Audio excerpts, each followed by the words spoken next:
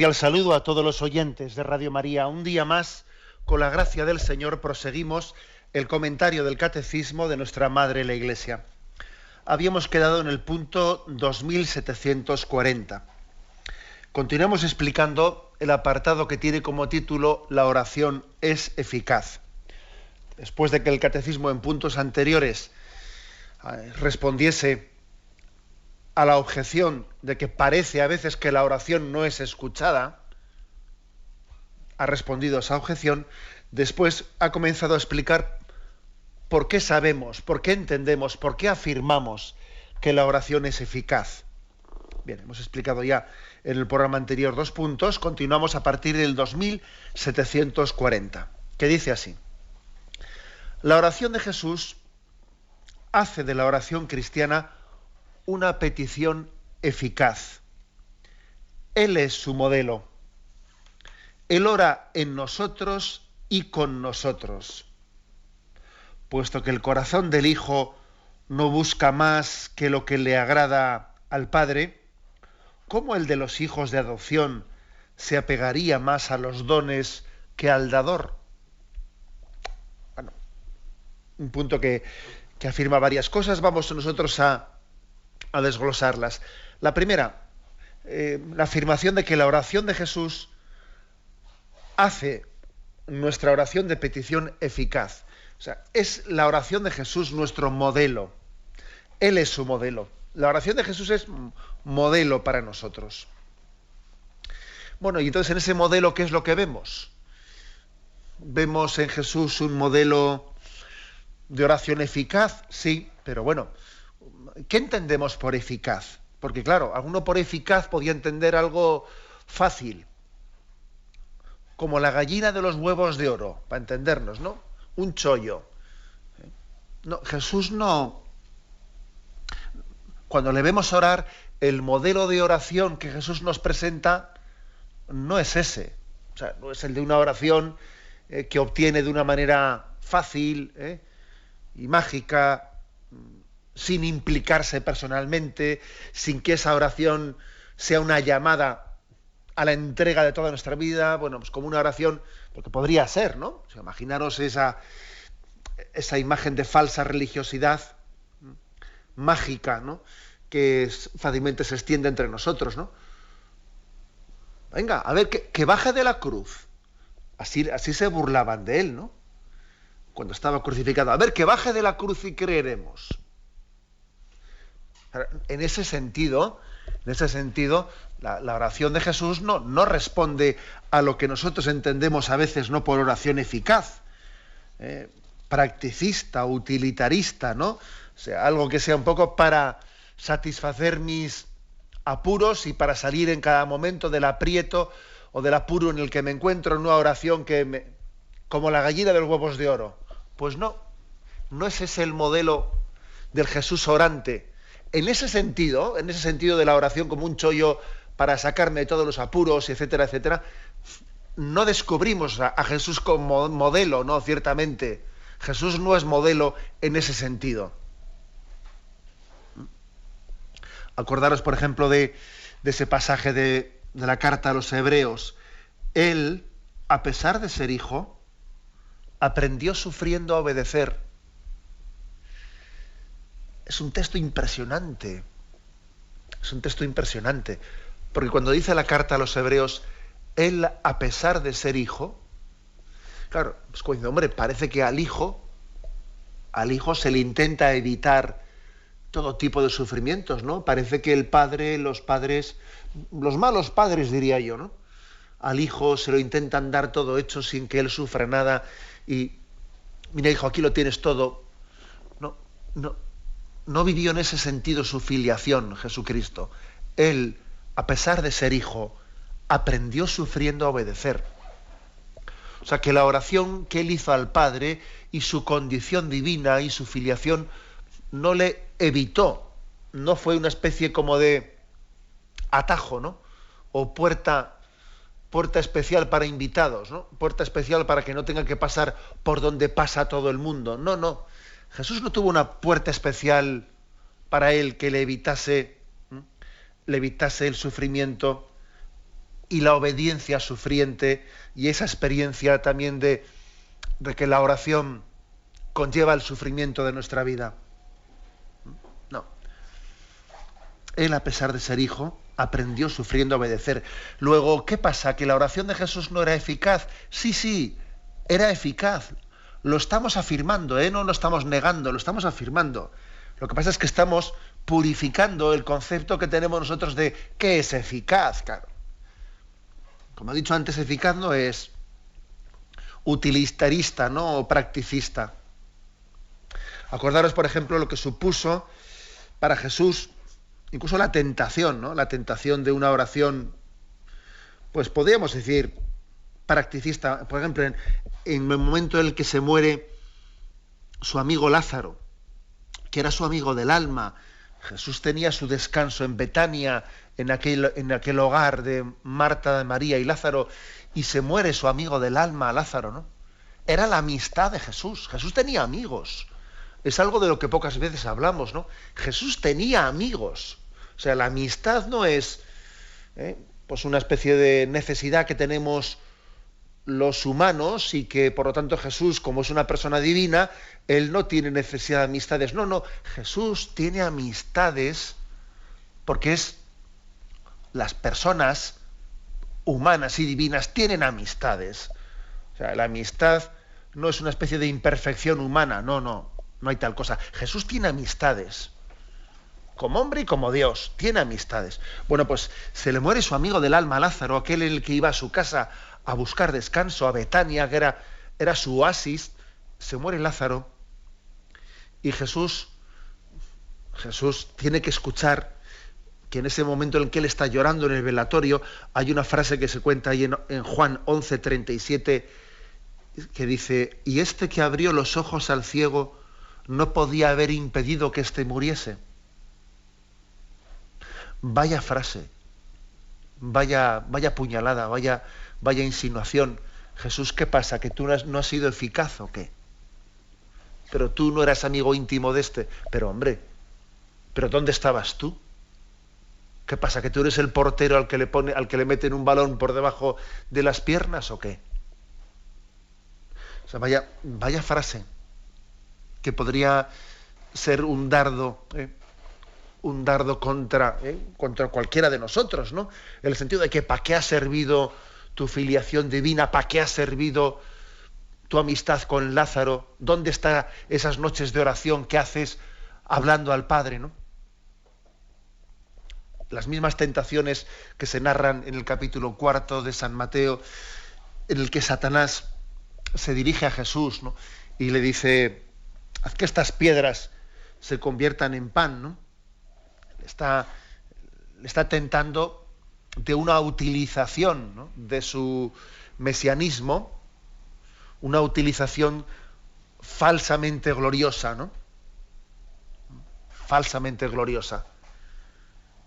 De buscar una eficacia triunfalista, ¿no? Tírate del alero del templo, que los ángeles te cojan y te bajen, ¿no? Bueno, eso es tú verás, ¿no? Si Jesús llega a haber entrado en Jerusalén de esa manera, bajado por los ángeles, en vez de subido en un burrico, imagínate que baje del cielo traído por los ángeles como Satanás le estaba tentado, ¿no? Claro, un triunfalismo, allí no iba a haber quien se le resistiese, ¿no?, ante esa entrada triunfal. Claro, oración eficaz no es lo mismo que triunfalismo, no es lo mismo. O sea, que Jesús sabía que él había sido tentado, que una de las principales tentaciones que Jesús experimenta es esta. Y bueno, y no olvidéis que terminadas las tentaciones del desierto, el Evangelio de Lucas especialmente, Lucas 4:13, cuenta que Satanás, habiendo sido vencido, porque Jesús rechazó las tentaciones, habiendo sido vencido, se retiró, se alejó hasta otro momento propicio en el que volvería la carga. Y ese otro momento propicio, muchos escrituristas lo ven especialmente reflejado en Gesemaní. El momento de Gesemaní, en el que la tentación que Jesús está experimentando es la tentación de decir: pero vamos a ver, pero merece la pena lo que vas a tener que asumir.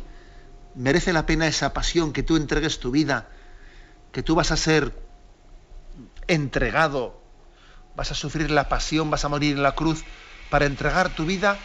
¿En favor de quién? ¿En favor de quién? Y esas personas por las que tú vas a entregar tu vida, ¿te lo pagan así? ¿Cuántos rechazos va a haber a esa sangre redentora? Etcétera, etcétera. Es decir, es una tentación la que Jesús está experimentando en ese momento, la tentación mesiánica, podríamos decir, que en el fondo se reduce a decir: tu oración ¿es eficaz o no es eficaz? ¿Lo que vas a hacer es eficaz o no?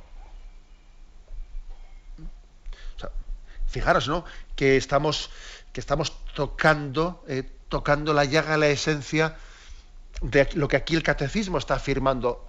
La oración de Cristo es eficaz. Nuestra oración es eficaz, sí, de acuerdo. Pero ojo, que para que llegue, o sea, que esto no lo afirmamos así con la boca fácil, ¿no? Sino que después de haber sido tentados, como Jesús fue tentado en momentos determinados, diciendo: eficaz, sí, pues no parece. Eficaz, sí, pues fíjate cómo te niega 3 veces Pedro. Eficaz, pues fíjate Judas cómo te traiciona. Mira cómo los que te han aclamado la entrada de Jerusalén ahora piden que seas condenado y le piden a Pilato que suelte a Barrabás en vez tuyo. ¿Es eficaz tu oración, Jesús? Bueno, pues yo creo que es importante, ¿no?, que meditemos en este aspecto. Sí, vamos a afirmar, ¿no?, que la oración de Cristo es verdaderamente eficaz, pero entended que esa eficacia tenemos que comprobarla, descubrirla en la fe y entendiendo el don de la salvación que el Padre nos ofrece en Jesucristo. No entendiendo nuestra vida como una búsqueda de nuestro propio proyecto, una búsqueda de nuestra comodidad, un intento de evitarnos problemas y evitarnos sufrimientos, no, entendiendo nuestra vida como verdaderamente la antesala de la vida eterna. Desde ese punto de vista entenderemos, claro que entenderemos, ¿no?, que la vida de Cristo ha sido eficaz, su redención, su muerte redentora ha sido eficaz, sin duda alguna, lo vamos a entender, y su oración, la oración que Cristo hacía y que sigue haciendo por nosotros en el cielo, es eficaz. En ese sentido decimos, ¿no?, que Jesús es modelo para nosotros. Dice aquí el catecismo que Él ora en nosotros y ora con nosotros. Y entonces nuestra oración, nuestra pobre oración, participa de su eficacia, participa de su fuerza.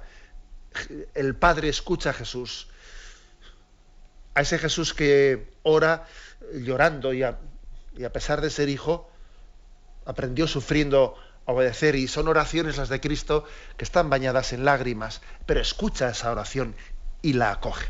Tenemos un momento de reflexión. De la Iglesia Católica, con Monseñor José Ignacio Munilla. Continuamos en la explicación de este punto 2740. En él se afirma que la oración de Jesús es eficaz y Él es nuestro modelo de oración. Él ora con nosotros y en nosotros.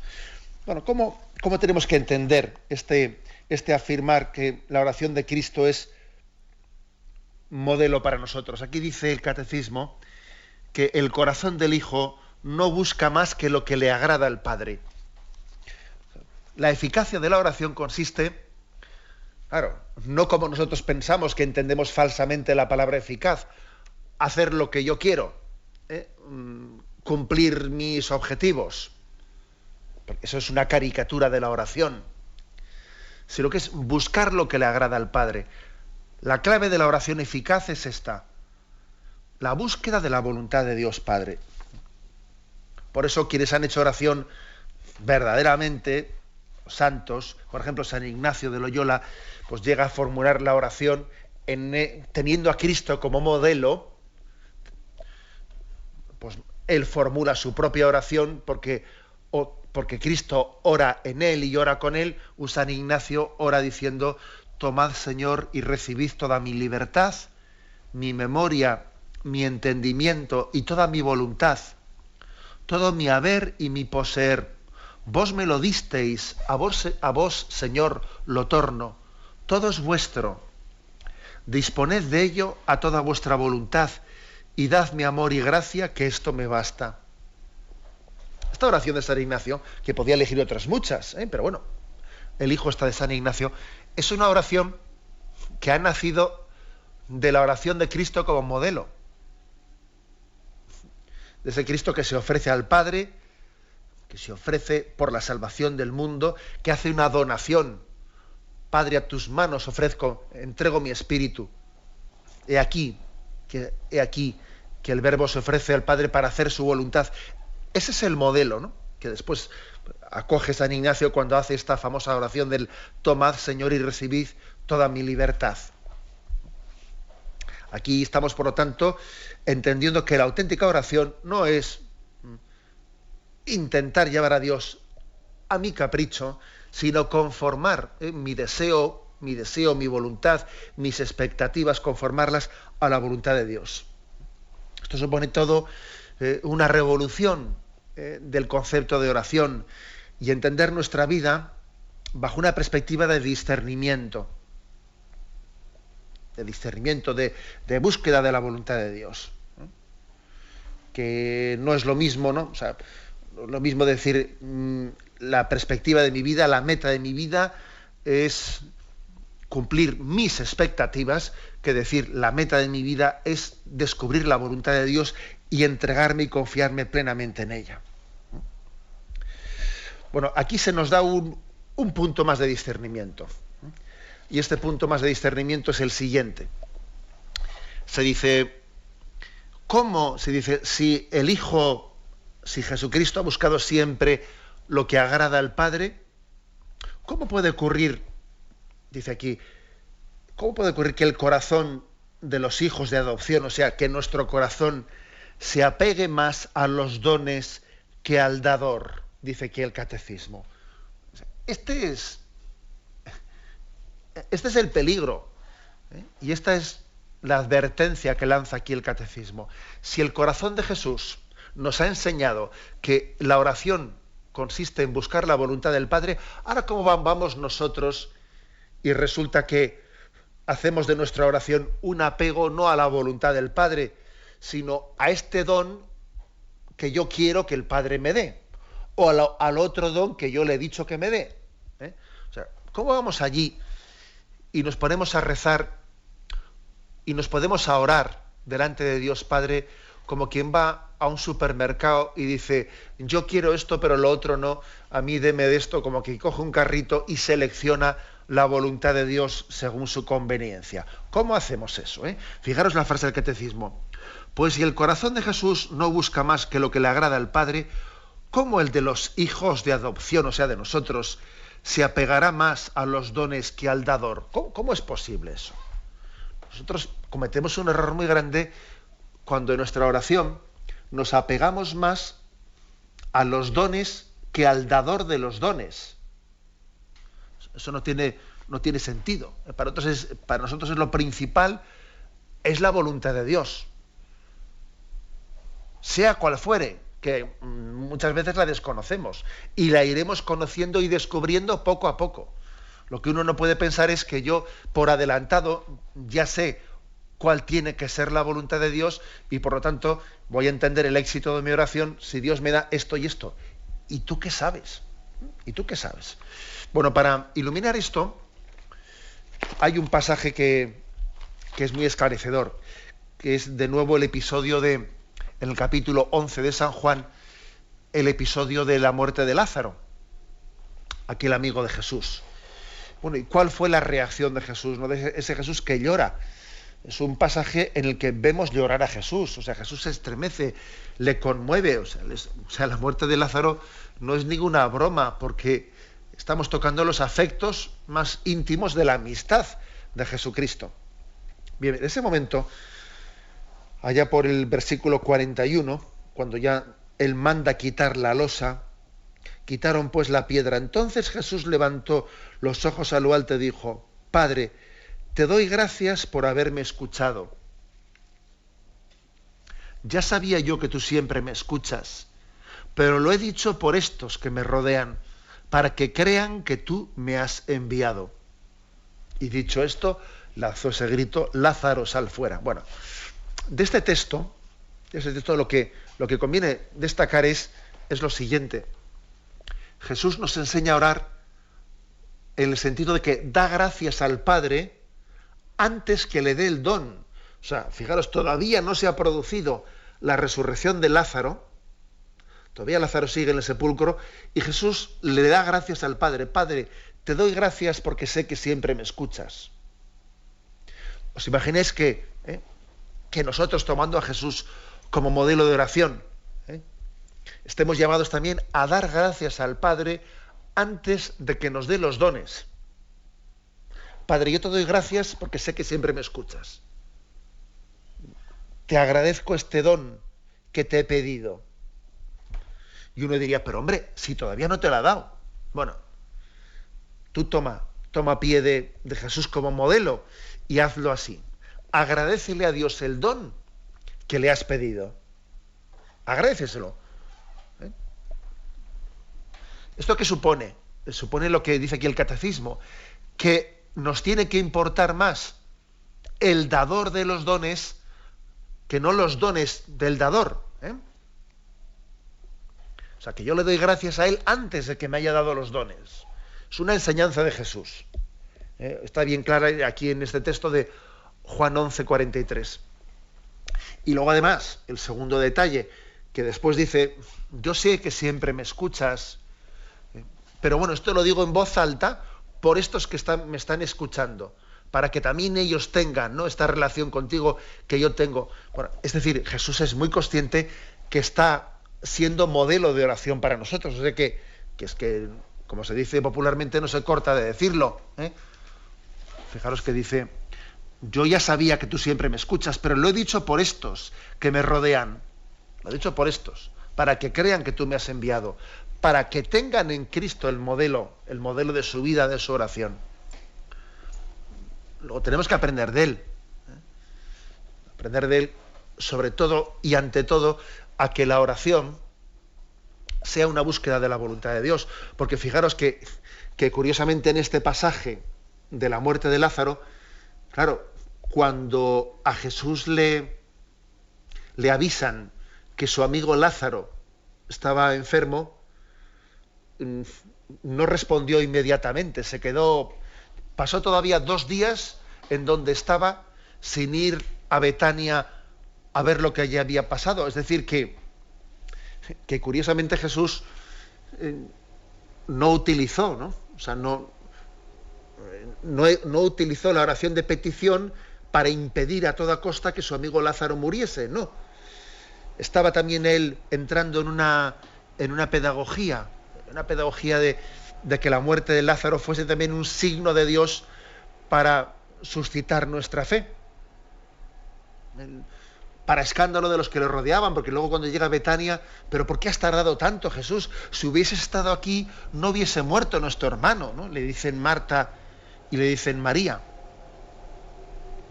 Luego volvemos a lo que hemos dicho antes, ¿no? Que la oración de petición no es la eficacia de la oración de petición, no podemos medirla porque nos evite sufrimientos, nos evite cruces. No, eso no lo sabemos. Eso está en manos de Dios. Eso es un misterio que no poseemos, es un misterio que nos trasciende. Y entonces, bueno, llega Jesús y llora. Y no podíamos haber evitado que llorases, Jesús. No podíamos haber evitado este sufrimiento. Y tú, que a aquel ciego le devolviste la vista, hombre, haber evitado esto, ¿no? Pero insistimos una y otra vez, es que la clave de la oración de petición no está en evitarnos situaciones, no está en evitarnos cruces, ¿no? La clave de la oración está en buscar el querer de Dios, buscar su voluntad, que en este caso de Lázaro era manifestar su gloria. Claro, la gloria de esa resurrección de Lázaro pues no se hubiese producido si no hubiese habido previamente también el sufrimiento de su muerte. O sea que la clave de la oración no está en evitarnos sufrimientos, sino está en buscar el plan salvífico de Dios en cada acontecimiento de nuestra vida. El plan salvífico de Dios, repito, que a nosotros muchas veces se nos escapa y poco a poco vamos a ir descubriendo, ¿no?, en la medida en que confiemos en Dios. Y a la medida en que confiemos, como dice aquí, ¿no?, pues este punto del catecismo, que lo principal de la oración es el dador de los dones, no en concreto los dones que yo espero que Él me dé, sino esa voluntad amorosa. 41 de este apartado, la oración es eficaz. Jesús ora también por nosotros, en nuestro lugar y en favor nuestro. Todas nuestras peticiones han sido recogidas una vez por todas en sus palabras en la cruz y escuchadas por su Padre en la resurrección. Por eso no deja de interceder por nosotros ante el Padre. Si nuestra oración está resueltamente unida a la de Jesús, en la confianza y la audacia filial, obtenemos todo lo que pedimos en su nombre y aún más de lo que pedimos. Recibimos al Espíritu Santo que contiene todos los dones. Jesús ora, dice aquí, por nosotros en nuestro lugar y en favor nuestro. Bueno, pues la verdad es que cuando decimos esto, yo creo que aquí se incluyen todos esos matices, los matices propios de que a veces le decimos a alguien, reza por mí. Y es como decirle, Jesús reza por nosotros, de alguna manera supliendo nuestra falta de oración. Suple nuestra falta de oración. Pero no solo eso. También Él suscita nuestra oración. No solo es que Él reza porque yo no rezo. Es mucho más. Él, al orar al Padre por nosotros, nos introduce en su oración y nos hace orar. Como siempre decimos, ¿no? Dios no es que nos salve, sino que quiere que nos implica en su salvación. Ora por nosotros, pero nos hace orar. Por nosotros en nuestro lugar y en favor nuestro, dice. Bueno, y este punto del catecismo dice que estas peticiones que Jesús hace por nosotros, que han sido recogidas en sus palabras en la cruz. En las palabras que Cristo pronunció en la cruz están como resumidas toda la petición, toda la intercesión de Jesús en favor nuestro. Ahí sabéis que se recogen 7 palabras. Si Dios quiere, el próximo programa lo dedicaremos al comentario de estas 7 palabras de Jesús. Comentario de las 7 palabras desde esta perspectiva, desde la perspectiva de ver en ellas el modelo de Jesús orante. Jesús ante el Padre nos presenta. Lo que es impresionante es que Jesús en la cruz esté olvidado de sí mismo y presentándonos ante el Padre. Padre, perdónalos porque no saben lo que hacen. En verdad te digo, hoy estarás conmigo en el paraíso. Mujer, he ahí a tu hijo. Hijo, he ahí a tu madre. Dios mío, ¿por qué me has abandonado? Tengo sed, todo está cumplido. Padre, en tus manos encomiendo mi espíritu. Es una escuela de oración. Si Dios quiere, vamos a intentar dedicar el próximo programa a estas 7 palabras, que son escuela de oración por nosotros. Jesús nos presenta ante el Padre. Ora por nosotros, hace que nosotros oremos y ora en favor nuestro. Estas palabras, pronunciadas por Cristo en la cruz, han sido escuchadas por el Padre, y han sido escuchadas por el Padre especialmente en la resurrección. O sea, la resurrección es el abrazo del Padre a Jesucristo, es la acogida del Padre a esta oración de súplica e intercesión que el Hijo le ha dirigido. La mejor respuesta a la oración dirigida por Jesús es la resurrección. Recordaréis esa escena de la famosa película de Mel Gibson de La Pasión, la escena de esa lágrima.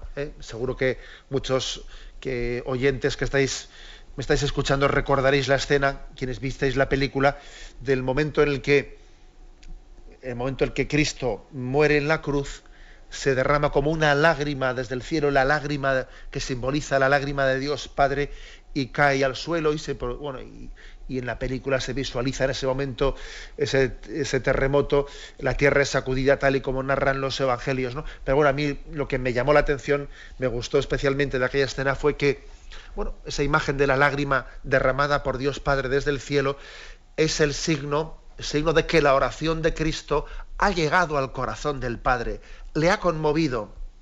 Y la resurrección de Cristo es la respuesta de Dios Padre. Sin la resurrección, la pasión de Cristo se hubiese quedado sin la respuesta.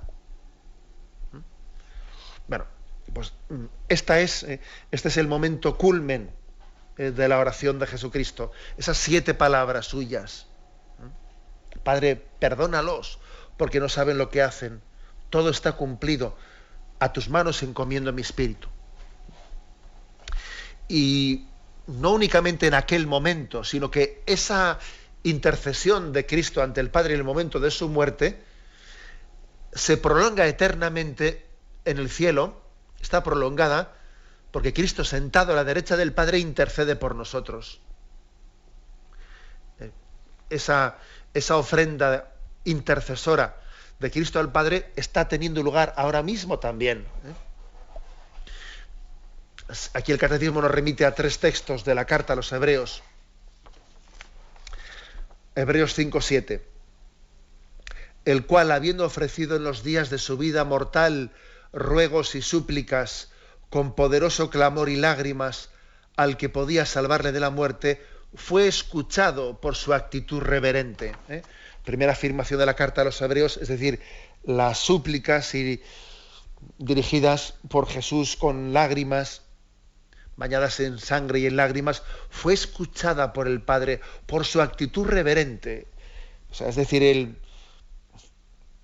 la humildad de Cristo conmovió a Dios Padre. O sea, Jesús está orando porque nosotros no sabemos orar, no sabemos ser humildes, ¿no? Y pedirle a Dios Padre, sálvame. Y entonces, como el ladrón no sabe pedirlo, lo pide Jesús en vez suyo. Como el ladrón no es capaz de dirigirse directamente al Padre, ¿no? Le pide a Jesús que se lo pida al Padre. O sea, Jesús está intercediendo por nosotros, ¿no? Acuérdate de mí cuando llegues a tu reino. Y entonces Jesús intercede ante el Padre por ese ladrón que somos cada uno de nosotros. Y su actitud reverente fue la que hizo que su oración fuese escuchada, porque nuestra actitud no es reverente como la de Cristo, o sea, no es humilde. No tenemos un corazón plenamente contrito y humillado, ¿no? Como debiéramos de tener. Bueno, Jesús en su actitud reverente es escuchado por el Padre. Segundo texto, Hebreos 7:25. De ahí que también puede salvar perfectamente a todos los que por él se llegan a Dios, ya que está siempre vivo para interceder en su favor. Este es el sumo sacerdote, ¿no? Este es Jesucristo. O sea que él puede salvar a los que por medio de él se llegan a Dios. Estamos cogiendo el camino de Cristo para llegar a Dios, como he puesto el ejemplo de ese ladrón, ¿no? Que dice, ¿yo cómo llego a Dios? ¿Cómo llego al Padre? Voy a llegar a través del Hijo que está aquí al lado mío. Y a través de él encuentro acceso al Padre. Porque él está siempre vivo, dice Hebreos 7:25, para interceder en su favor. Siempre vivo. Es decir, que no estamos hablando de una historia pasada, sino que la gloria de Cristo es una gloria de intercesión. No está en paro, no está con los brazos cruzados. El misterio del Calvario está prolongado eternamente, ¿no? en ese sacerdocio de Cristo en los cielos. Y Hebreos 9:24, que es el último de los textos que nos ofrece aquí el Catecismo, dice: pues no penetró Cristo en un santuario hecho por mano de hombre, en una reproducción del verdadero, sino en el mismo cielo, para presentarse ahora ante el acatamiento de Dios en favor nuestro. O sea que Cristo se ha introducido en el santuario del cielo. Él, en su oración, se ha presentado directamente delante del Padre, ha tenido acceso, ¿no? Porque él como hijo tiene ese acceso, cosa que nosotros no tenemos ese acceso, sino en Cristo. En Cristo podemos presentarnos y podemos presentar nuestro acatamiento, nuestra sumisión, nuestro decir, en esa oración que hemos dicho de San Ignacio, ¿no? Tomad, Señor, y recibid mi libertad, mi memoria, mi entendimiento, mi voluntad. Vos me lo disteis, a vos os lo torno. Bueno, o sea, nosotros, esa oración de San Ignacio que antes rezábamos, la podemos rezar en Cristo porque en Él nos presentamos ante el Padre, porque nos estamos presentando, dice aquí Hebreos, en un santuario no hecho por manos de hombres. Esta no es una ermita que nos hemos construido, no, estamos entrando en Cristo en el templo de la Jerusalén celestial, ante el trono del Padre, no en un templo hecho por manos de hombre, sino en el templo del cielo. O sea, lo fuerte es que cuando nosotros vamos a una iglesia que está hecha de ladrillo, o de piedra, o de hormigón, esa iglesia está hecha por manos de hombre, pero sin embargo a esa iglesia podemos decir que es la casa de Dios y que estamos entrando ante el trono de Dios. ¿Por qué? Podemos decir eso porque Cristo se ha comprometido a estar con nosotros. Cristo se ha comprometido a que la oración que nosotros hacemos sea eficaz, sea una oración que nos presente ante el Padre. Lo fuerte es que yo entro en esa iglesia de hormigón, de ladrillo, de piedra, y lo impresionante es que estoy entrando ante el trono del Padre, porque Jesucristo me hace de puente. Es una afirmación potentísima la que aquí hacemos, fijaros bien, pero es así. Por esto creemos que nuestra oración es eficaz, porque Cristo nos introduce ante el Padre y hace nuestra oración, la funde con la suya.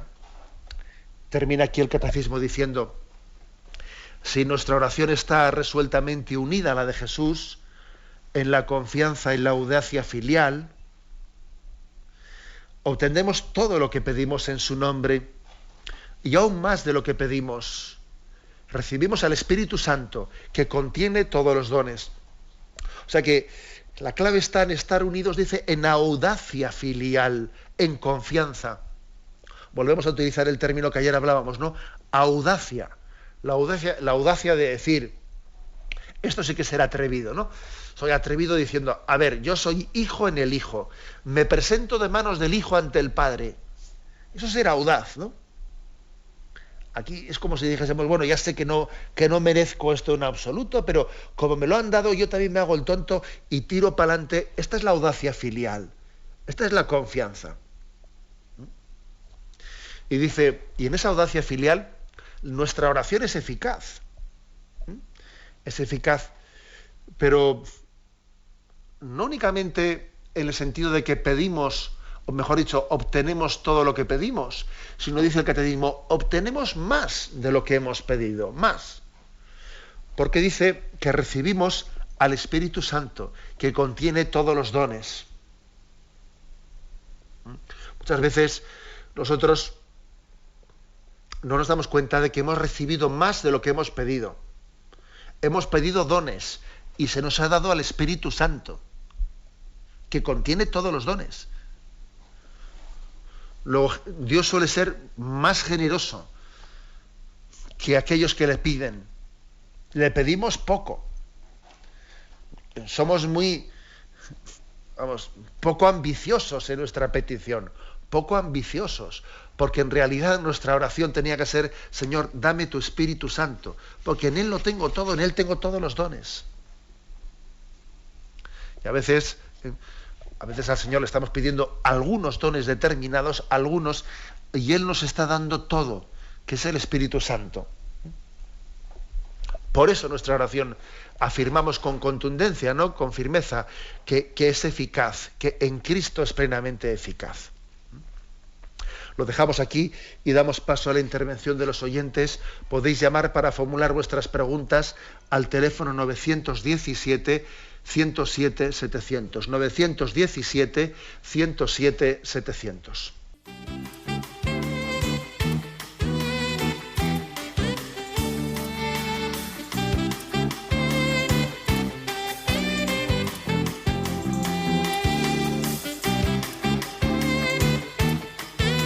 Radio María le ofrece la oportunidad de recibir en su casa sus programas favoritos. Ahora lo puede hacer a través de nuestra página web www.radiomaria.es o bien llamándonos al 917 107 700. Pídanos el programa que más le interesa en cualquiera de sus emisiones, especificando el día y la hora que lo ha escuchado.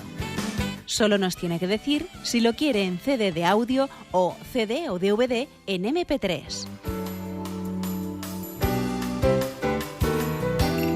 Haga su solicitud en el 917 107 700 y en www.radiomaria.es. Radio María, más cerca de usted.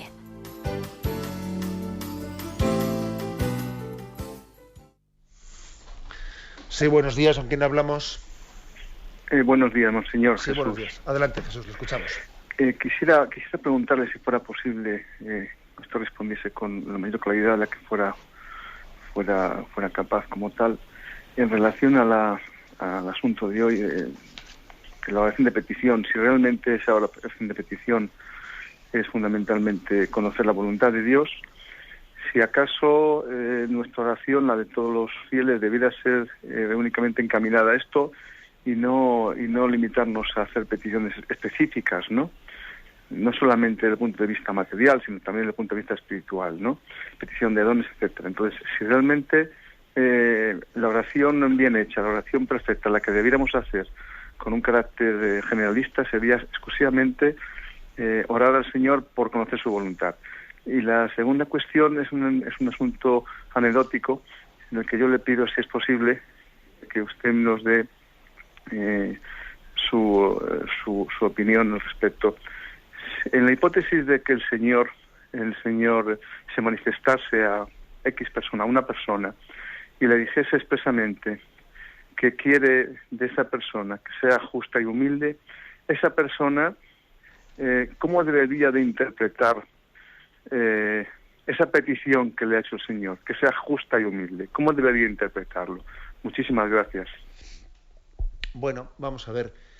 Igual comenzando por lo segundo, es que yo creo que el Señor a todos nos pide que seamos justos y humildes. No se trata de una revelación particular. Es que yo creo que en su Evangelio, en su mensaje, que es manifestación y revelación de Dios para todos nosotros, estamos recibiendo ese mensaje. Con lo cual yo igual me diría, no entienda usted como que una persona ha recibido una llamada especial a ser justa y humilde. Hombre, yo creo que esa es la llamada a la conversión que todos tenemos. No creo que sea bueno, ni sano, ni conveniente pues enfatizar que él o una persona en concreto haya recibido una llamada específica a eso, porque es la llamada a la conversión. Luego tenemos que responder pues, intentando ser fieles y respondiendo a la llamada a la conversión. Con respecto a lo primero, vamos a ver, usted dice, entonces, si la oración de petición es una búsqueda de la voluntad de Dios, ¿conviene entonces que especifiquemos con peticiones concretas? Porque igual las peticiones concretas que hacemos, igual no están bien encaminadas, ¿no? Igual no nos ayudan para buscar la voluntad de Dios, sino que pueden ser una especie de pantalla para buscar la nuestra, etcétera. Bueno, vamos a ver, no es eso lo que nos dice el Evangelio. El Evangelio, al mismo tiempo que nos dice que busquemos la voluntad de Dios por encima de todo, también nos dice qué padre hay que cuando su hijo le pide que le dé pan, le da una piedra. Luego pedid y se os dará, llamad y se os abrirá. O sea, también el Evangelio nos dice, con un lenguaje bien sencillo y humilde, que pidamos al Padre cosas concretas. Luego, entonces, ¿cómo entender las dos cosas? ¿Cómo conjugarlas? Pues yo creo que tenemos que conjugarlas de la siguiente manera. Cuando pedimos al Padre cosas concretas, cuando especificamos y concretamos nuestras oraciones, tiene que ser siempre con la conciencia de que estamos tanteando la voluntad de Dios, o sea, estamos diciendo, Señor, ¿es esto lo que tú quieres? Yo siento esta necesidad. Se me presenta como una necesidad imperiosa esto que te pido. ¿Es esta tu voluntad? O sea, es decir, cuando pedimos a Dios, tenemos que tener conciencia, cuando pedimos cosas concretas, que estamos, entre comillas, tanteando su voluntad. Señor, ¿es esto? ¿Es lo otro? Estamos como presentándole, ¿no? Casi la oración de petición se funde con un presentar a Dios en pregunta abierta. ¿Es esta tu voluntad? Las dos cosas se funden. Creo que esta es una manera de vivir en buen espíritu la oración de petición. Adelante, paso a un siguiente oyente. Buenos días. Buenos días, sí, señor. Le escuchamos. Soy yo. Sí. Bueno, yo empiezo por darle gracias a Dios por Radio María, por todo el bien que hace, y a usted por este programa. Ayer me he quedado en puertas porque ya se cumplía el tiempo. A propósito de hablar un señor de las apariciones de Medjugorje, yo conozco de primera mano las apariciones del Escorial, porque he estado allí, y el bien que he recibido. Apareciéndose la Santísima Virgen allí, alguien me lo dijo y he ido allí. Servidora se curó de cuerpo y alma, espiritualmente por lo menos, que yo no frecuentaba la iglesia, y otras miles de personas que conozco. Así doy gracias al Señor y a la Santísima Virgen por todo ello, por este prodigio que tenemos en España y que desearía que todos conocieran, para que se pudieran beneficiar al igual que lo hice yo.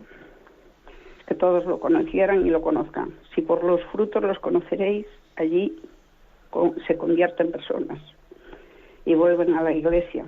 Se ordenan sacerdotes, personas consagradas al servicio de los demás. Cambio de vida.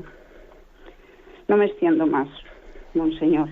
Por favor, sus explicaciones serán de gran ayuda. Que Dios y la Santísima Virgen se lo premien. Bien, bueno, pues yo creo que mis palabras tienen que ser de prudencia, y usted lo entenderá, porque sabe usted bien que esas apariciones o supuestas apariciones del Escorial están bajo discernimiento por parte de la Iglesia y además están bajo el discernimiento de la Iglesia de Madrid. Y a mí, bueno, pues así como con el tema de Medjugorje, pues sí que hablé y expliqué, porque al ser también un fenómeno internacional y que la Santa Sede pues lo está estudiando a nivel internacional, bueno, pues también entré más en la respuesta que hizo en la pregunta que hizo aquel oyente sobre Medjugorje, por el hecho de que se trate de un tema más internacional, ¿no? Y en el tema del Escorial, a mí el sentido de la prudencia me dice que como es un tema sobre el que ha habido algunos pronunciamientos, etcétera, del Arzobispo de Madrid, y un servidor pues es obispo de otro lugar, el sentido de la prudencia me dice que no debo de entrar. Entiéndame usted, que no es un escaqueo, sino que es ser prudente porque cada uno tiene la jurisdicción que tiene y tenemos que ser muy respetuosos y muy prudentes en ello. ¿Cuál es mi consejo? Pues mi consejo es el que siempre he dicho. Usted ha hablado con el corazón abierto pues de los bienes espirituales que ha recibido, y usted eso no puede negarlo y tiene que darle gracias a Dios. Ahora bien, mire usted por encima incluso de esa experiencia personal, mi consejo es que usted dé un voto de confianza a la Madre Iglesia en el discernimiento que haga. Es decir, usted no apoye su fe en que esas supuestas apariciones sean ciertas o no sean ciertas. Usted viva su fe de manera que si el discernimiento de la Iglesia dijese un día que esas apariciones no son ciertas, su fe quedase incólume, su fe quedase igualmente intacta. Me refiero, yo le hago este matiz. Si este matiz usted lo ve, o sea, lo asume, pues adelante. Yo entonces le digo, va usted por buen camino. Va por buen camino porque, mire, usted cree a nivel particular, bien, pero someta usted su juicio en última instancia al discernimiento de la Iglesia. Seamos en esto muy obedientes y muy humildes. Seguro que la Virgen nos lo pedirá, que sometamos nuestro juicio al discernimiento de la Iglesia. Y no apoyemos nuestra fe, sino sobre todo en la revelación pública, en el Evangelio, en las palabras de Cristo, e independientemente de lo que el juicio último de la Iglesia diga sobre un aspecto, nuestra fe va a seguir siendo la misma. ¿Explico? Yo he hecho este matiz, pues le digo, adelante, porque con este matiz vamos en el buen espíritu. Bien. Y como le he dicho, pues yo creo que yo desconozco totalmente el tema del Escorial, lo desconozco totalmente, porque yo jamás me he acercado a conocerlo, y entonces me remito, ¿no?, al discernimiento del Arzobispado de Madrid. Adelante, vamos a un siguiente oyente. Buenos días. Buenos días, señor. Sí, adelante. Mire, sé que en la misa, cuando se está impedido ser mayor por televisión o por radio, vale, pero verá, ahora en Visión María todos los días después de la misa hay exposición mayor del Santísimo. Yo muchos días estoy en casa, no sé lo que hacer.